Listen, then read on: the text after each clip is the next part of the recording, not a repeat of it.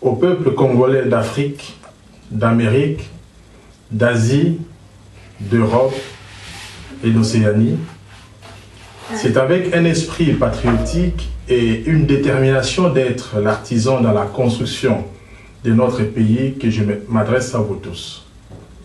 Comme vous le savez, notre diaspora vient de s'octroyer une structure, un espace d'échange, de réflexion, de propositions, de suggestions, mais surtout d'action dans le but d'améliorer notre propre condition et celle de nos compatriotes restés au pays.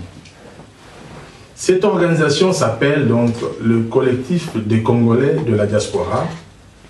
Avec l'ensemble de mes collaborateurs, nous avons à cœur d'étendre ce collectif partout afin que personne de la diaspora ne se sente délaissé, et nous voulons aussi agir pour porter très haut les revendications de chacun, car elles nécessitent toutes des réponses rapides et adaptées dans l'intérêt du peuple congolais. Il est temps pour la diaspora de se structurer afin de jouer efficacement le premier rôle dans l'animation de la vie économique et sociale en République démocratique du Congo, mais aussi d'être l'acteur politique à la hauteur de sa contribution au développement de notre cher et grand pays.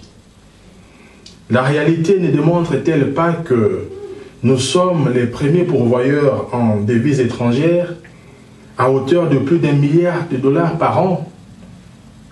Nous sommes les principaux créateurs d'emplois, notamment dans les secteurs de transport et de l'hôtellerie, pour ne citer que ces deux exemples. Autrement dit, nous sommes la première entreprise congolaise avec plusieurs dizaines de milliers d'emplois créés. Cet état de fait mérite d'être reconnu, car c'est un éclairage qui permet d'appréhender certaines de nos revendications ô combien légitimes. Naturellement, la diaspora sollicite d'être associée à tous les processus décisionnels dans notre pays. Il va de soi que nous devons agir pour avoir nos représentants parlementaires, sénateurs, parlementaires provinciaux, ce qui ferait de nous des co-gestionnaires de notre pays et évitera ainsi tout soupçon à l'égard de nos autorités de la métropole. La mise en place de ce mécanisme nécessite des préalables tels que la révision de la loi sur l'exclusivité de la nationalité congolaise. Cette loi a été votée sans se rendre compte que le fait pour nous d'opter pour une seconde nationalité ne veut pas forcément dire que nous renions notre nationalité d'origine. Bien entendu, dans certains cas, il y a certaines obligations. Quand on a été infirmier, médecin, on veut être policier, pour travailler dans l'administration publique du pays d'accueil, on est obligé d'acquérir cette nationalité. Et évidemment, le gain de notre travail dans le cadre de ces créneaux est partagé avec notre pays d'origine. Parce qu'à travers ce que nous gagnons ici, nous assistons socialement nos familles, nos amis, nos connaissances restées au pays, notamment à travers les deuils, les mariages, les frais scolaires, les frais médicaux, mais aussi les moments de fête, tels que cela va se passer dans les jours à venir, au courant de ce mois de décembre et le 1er janvier au Nouvel An. Voilà pourquoi nous allons militer jusqu'à ce que nos droits les plus fondamentaux soient reconnus. J'incite tout le monde à être des vrais combattants.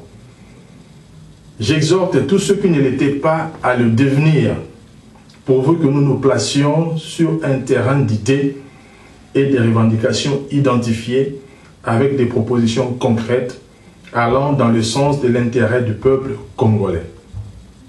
Rejoignez-nous, vous tous, qui pensez que nous devons soutenir notre jeune démocratie afin qu'elle devienne intégrale, c'est-à-dire qu'elle considère les Congolais de la diaspora. Rejoignez-nous, vous tous, qui vous battez pour un Congo indivisible, prospère et respectueuse des valeurs de la République. Rejoignez-nous, vous tous qui pensez que nous devons être un levier susceptible d'influer sur le développement économique et social de notre pays. Rejoignez-nous, vous tous qui pensez que notre pays doit davantage être sécurisé, s'agissant de sa population et de ses richesses. Au président qui sera élu et à tous les responsables politiques du prochain quinquennat, la diaspora vous tend la main pour que nous puissions ensemble agir pour le bonheur du peuple congolais. Le peuple congolais est passé par les urnes pour confier sa destinée à celui qui l'aura choisi pour les 5 prochaines années. Ce président sera aussi le nôtre. Et il va de soi que dans sa vision pour la prospérité du Congo, qu'il puisse être rassembleur, c'est-à-dire intégrer les Congolais de la diaspora qui aujourd'hui comptent déjà 3 générations, voire davantage. Par la bouche de son président, les collectifs des Congolais de la diaspora sollicitent une attention particulière du futur chef de l'État, notre futur président de la République, pour qu'il soit l'initiateur d'un climat de dialogue, de communication et de confiance entre la métropole et la diaspora. Pour notre part, nous sommes prêts à apporter notre contribution, tant sur le plan intellectuel, financier que matériel, pour le développement économique de notre pays, pour la création d'emplois, la répartition des richesses, l'épanouissement des citoyens ainsi que leur bonheur.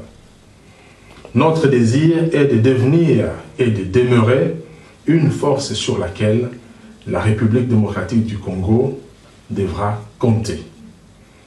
Vive la République démocratique du Congo, vive la diaspora congolaise, vive les collectifs des Congolais de la diaspora.